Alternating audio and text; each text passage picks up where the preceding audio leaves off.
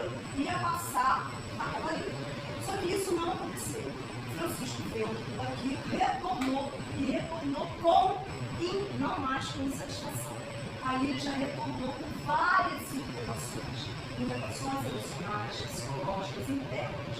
E ele perguntava, ele conversava com ele mesmo, dizendo o seguinte: do lado eu vivo uma vida de pouca opulência, né? Nada besta. E lá do lado de fora eu encontro todo mendigo, toda pobreza, tanta gente miserável. Por que isso? E ele começou a ficar questionando isso, e resolveu, então, se dedicar mais à vida de Deus e aos miseráveis. Ele estava começando, nada muito além disso. Aí, isso foi em 1206, ele foi orar a Deus, conversar com Deus, na igreja de São Damião, estava na região próxima à casa dele. Foi. E lá ele estava no monte, conversando, na igreja de São Damião, no monte, conversando com Deus. Quando ele ouve, segundo ele, a voz de Deus, falando para ele assim: Francisco, vá, reconstrua a minha casa. Francisco, ele entende, ele entende que era reconstruir aquela casa, porque a igreja de São Damião na época estava assim, um bagaço, né? Estava muito precisando de muita reforma.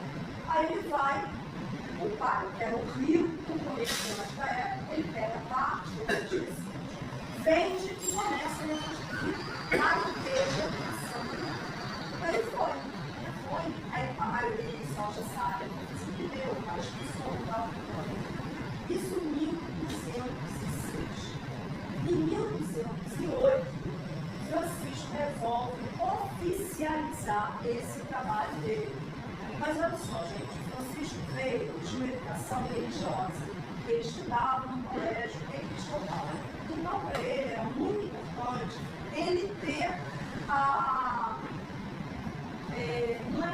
autorização do grande clero na época, do Papa.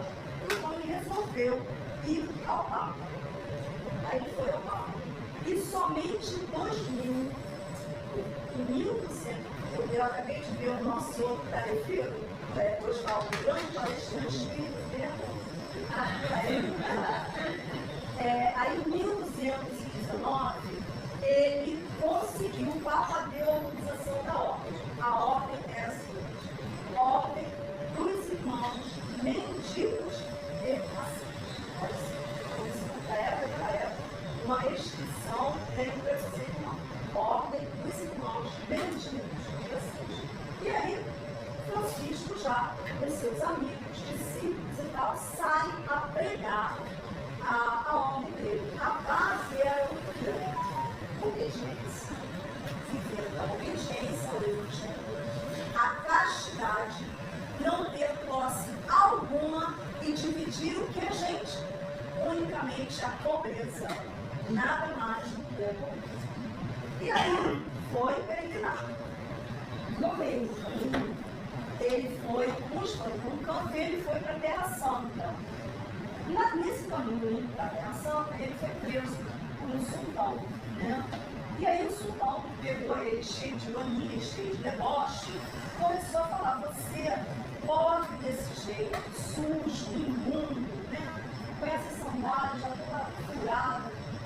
Cadê seu Deus? Vai te proteger de quê? Você está aí nessa miséria toda.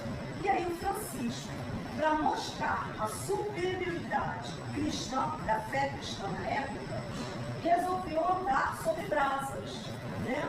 Andou sobre brasas e saiu sem uma marca, sem nada, sem um ferimento. E aí o sultão, vendo aquilo, mandou liberá-lo imediatamente. Em 1220, ele retorna para a Itália. Retornando, aí começou um outro processo dele. Ele ficou extremamente decepcionado. Ele viu o movimento dele já completamente dividido, né? Principalmente com relação a Cristo. Imagina o que era.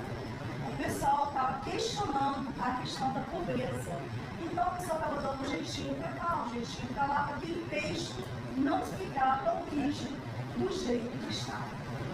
E aí ele fala assim: não, eu preciso de alguma coisa mais assim, legal, uma ordem legal. E aí nessa hora, naquela época, quem determinava o que era legal ou não legal? Era a igreja, né? Era a igreja romana. E aí ele resolve primeiro pedir ajuda ao Ugolino.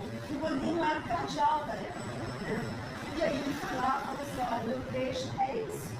Obediência ao Santo Evangelho, obediência à castidade, não ter possuído absolutamente nada e dividir única e exclusivamente a pobreza. Aí o cardeal